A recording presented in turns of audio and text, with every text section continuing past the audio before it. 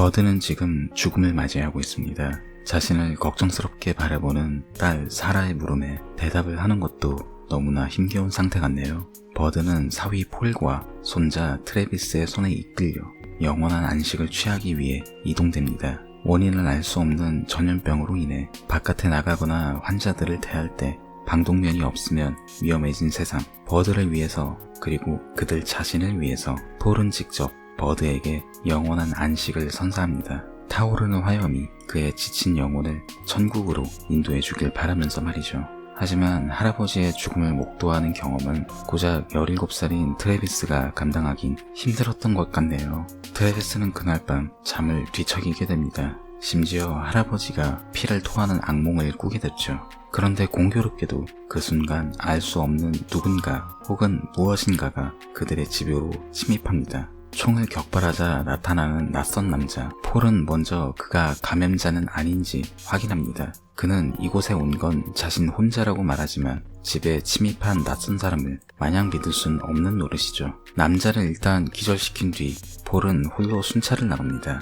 다행히 무사히 돌아올 순 있었지만 이 남자를 집안에 그대로 내버려둘 순 없는 노릇이겠죠. 폴은 남자를 나무에 묶어둔 뒤 숲속에 그대로 하루 동안 방치해버립니다. 다음날 폴은 남자를 신문합니다. 그에겐 가족이 있으며 식수를 구하기 위해서 숲을 가로질러 왔다고 고백합니다. 폴은 일단 남자를 믿어보기로 합니다. 아무래도 한 집안의 가장이라는 공통점이 그의 마음을 움직인 걸지도 모르겠네요. 중간에 이런저런 우여곡절이 있었지만 폴은 윌의 아내 킴과 아들 앤드류를 무사히 데려옵니다. 이렇게 한 집안에 두 가족이 동거를 하게 됩니다. 하지만 불행히도 무너진 세상 속에서 이것은 그들에게 닥쳐올 거대한 비극의 시작이었죠. 일반적으로 영화를 볼 때 대부분의 관객들이 기대하는 건 아마도 영화가 장르적 재미를 얼마나 주는가가 아닐까 싶네요. 특히 공포영화의 경우 제 채널에 오시는 분들이라면 이 영화가 얼마나 무서울지 혹은 얼마나 강렬한 것을 보여줄지 그런 것들을 많이 기대하실 거예요. 일단 결론만 말하자면 위의 것들을 기대하신 분들이라면 이 영화를 보는 건 가급적 피하라고 말씀드리고 싶어요.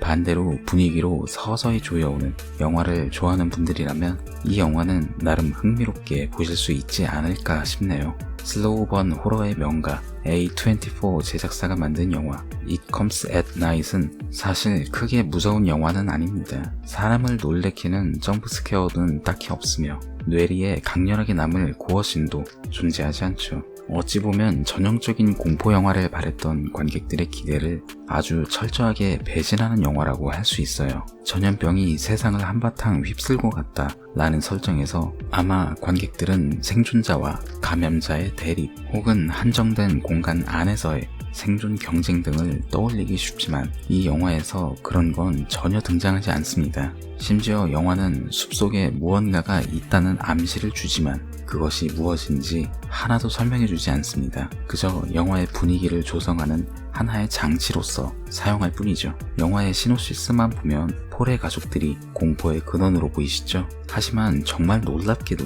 그렇지 않습니다. 이 영화는 앞에서도 말했지만 관객의 기대를 배신하고 또 그렇게 함으로써 완성된 영화예요.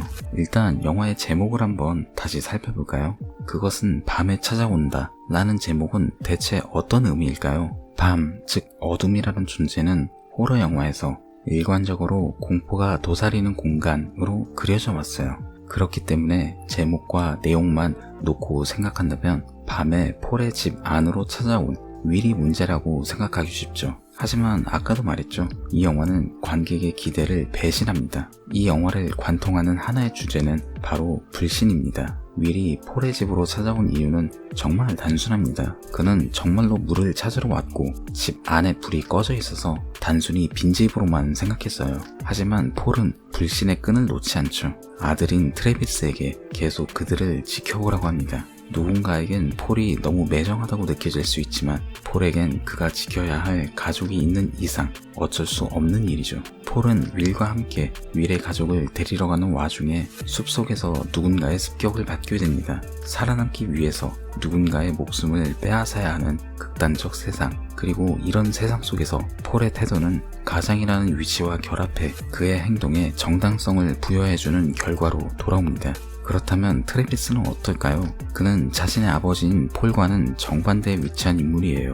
폴이 가족을 지키기 위해서 정말 어쩔 수 없이 자신의 장인어른인 버드를 죽인 것과는 반대로 트래비스는 할아버지의 죽음에 대해 슬퍼하고 그리워하며 또한 언젠가 찾아올지 모를 죽음의 공포에 시달립니다. 트래비스가 영화 내에서 할아버지의 악몽을 꾸는 건 그가 처음으로 눈앞에서 맞이한 죽음이기 때문일 거예요. 사람들과 떨어져서 숲속에서 살아가던 그에게 있어서 언젠가 자신의 아버지도 혹은 그 자신도 죽음이 찾아올 것이라는 두려움에 대한 형상화가 아닐까 싶네요. 또한 그는 유일의 아내 킴에게 이성으로 관심을 가지게 됩니다. 물론 그녀가 유부녀인 것을 알기 때문에 선을 넘지는 않지만 외부인인 그들을 극도로 불신하는 폴과 비교해보면 트래비스는 계속해서 누군가를 믿고 의지하고 싶어하는 어찌 보면 가장 인간적인 인물이라고 볼 수 있어요. 그리고 이러한 타인에 대한 경계는 영화 속에 등장하는 빨간색 문으로서 표현됩니다. 보통 위험, 경고